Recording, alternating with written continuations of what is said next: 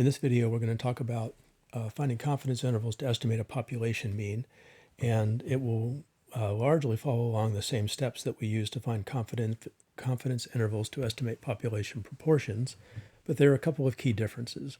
The most significant one is, if you think about it, when you measure quantitative information, we summarize the quantitative information using mean and standard deviation. So we have two measurements for a quantitative variable, where when we are looking at categorical data, we only use as a summary a sample proportion p hat. So the confidence intervals for population means is going to involve both the sample mean and the sample standard deviation that will go into it. So there has to be a few variations, but the 5 steps that we defined for the other problem will be the same for this. So in this example, we're imagining a random sample of 15 college students being asked the question about how much they exercise in a week. And we find that the average in that sample was 4.5 hours and the standard deviation is 1.1 hours. And our goal is to have a 95% confidence interval to estimate the mean hours per week among all college students. So like before, the first thing we want to do is make sure we understand what we're trying to do. And that means stating the population parameter that we're estimating.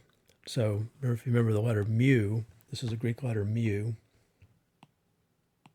It's a lowercase mu, is the symbol that we always use for population mean. So in this case, mu is the mean exercise time among all college students. So that's a population parameter. It's not something that we would know, but we're going to use our data to get an idea of how big the population parameter is. Now, all the numbers given in the problem, we're going to use formulas to refer to them, and so it makes sense that we know what they all should be called in our formulas. So sample size, just like before, uses the letter n. The average in the sample, we used this before when we were talking about our descriptive statistics. X bar is the letter that we use for the sample mean, and then the sample standard deviation is denoted with S. Notice that the one thing that's missing from this is the population standard deviation, which we use the Greek letter sigma to denote, but we're not estimating sigma here. We're only estimating mu, and so that's part of why this process is a little different from what we had before. All right, so our steps are the same. We first find the point estimate for mu. The point estimate is going to be, again, our single best guess as to a number that mu is. And if we have nothing else to go on, then our single best guess for mu would be just our value of X bar. So the average among the students we asked would be the closest guess, or the best guess we would have for the average among all college students. The standard error is just a formula. Standard error formula is the exact standard error when we're doing a sampling distribution of means would be sigma over the square root of n, where sigma is the population standard deviation. Since we don't have any way of knowing the population standard deviation, then we would have to estimate it using the mean standard deviation, the sample standard deviation. So instead of using the population standard deviation over the square root of n, we use the sample standard deviation over the square root of n, because that's the only number that we have. So in this case, that's 1.1 over the square root of 15, and that's approximately 0.284, and that'll be hours as well. The key difference at this point is this approximately is a pretty big fib, and it's actually okay when the n is fairly large. Those two things really are about the same, but when the sample size is small, that approximately that we have in this formula is more and more of a lie the smaller the sample size is. And so what we need to do is, in our step 3, we're going to compensate for that especially when the sample size is small. You may have noticed the sample size here was 15. That's pretty small for a sample size. So if we pretended like those were equal and just went about our business with our z-scores and all that sort of stuff, we would be off a little bit. So we're going to adjust for that by doing the correct thing. The correct thing is to find margin of error at the 95% confidence level. I am no longer using a magic z-score. The reason for that is that these sample means are not distributed. The distribution of these things is not a normal distribution. It's what's called a t-distribution. And the good news about it is that it looks pretty much the same. It's very similar to a normal distribution.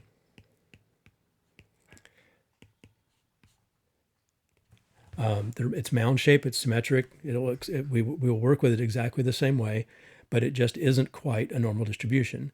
It is a little squatter in the middle and has sort of fatter tails as you go out.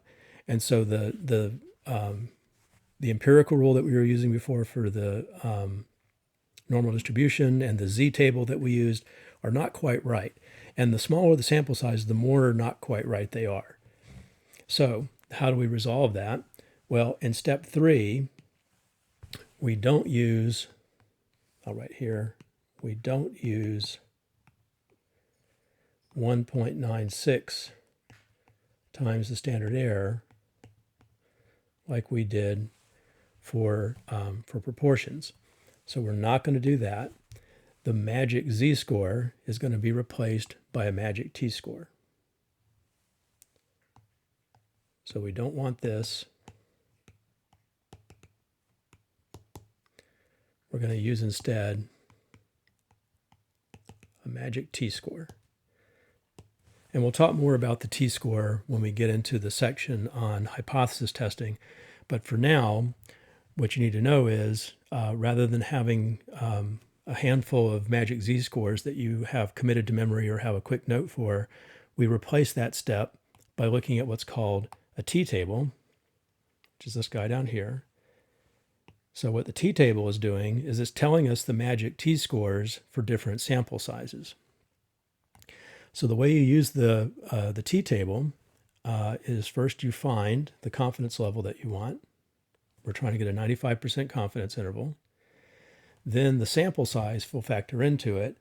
There's a statistical concept called degrees of freedom that they're using here. It's sort of unnecessary to drag this into it. And if you're interested, you can shoot me an email and I can give you some links to why it's called that.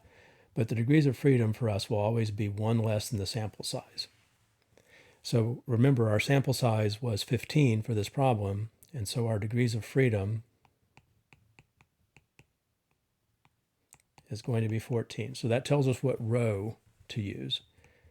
So we're going to use row 14 because that's one less than 15. And we're going to use the column labeled 95% because that's the confidence level that we want. And if we follow those two, that row and that column, we'll get to here.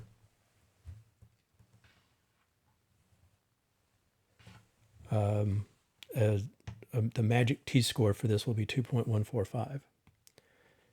So now I come back up here.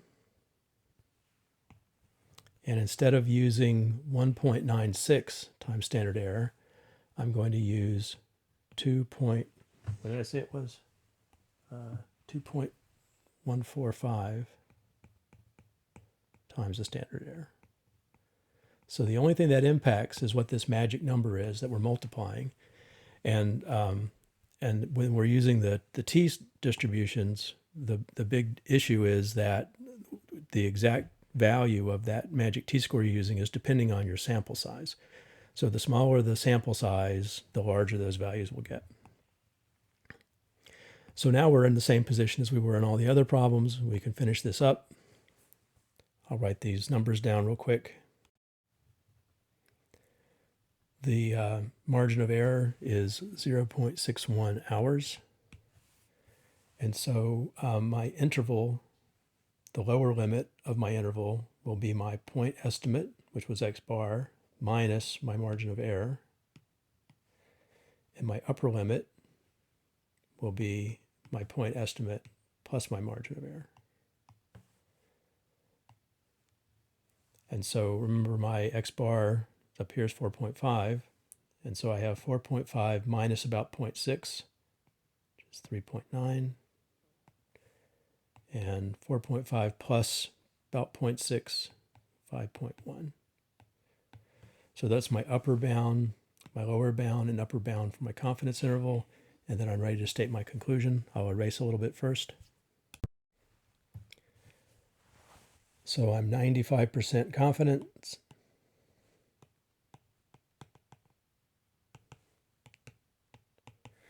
that the true value of mu, so the average time college students exercise,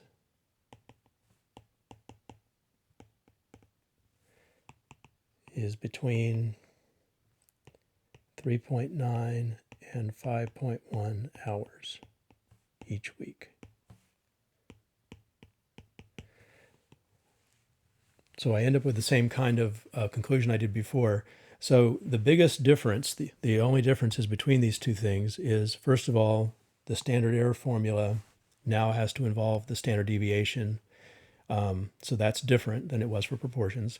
And then the second difference is here in step 3, rather than using a magic z-score for a 95% confidence level, I have to go use the table to find out what the magic t-score is, the magic score that goes there, and that number will be based on, will be a different number depending for different sample sizes.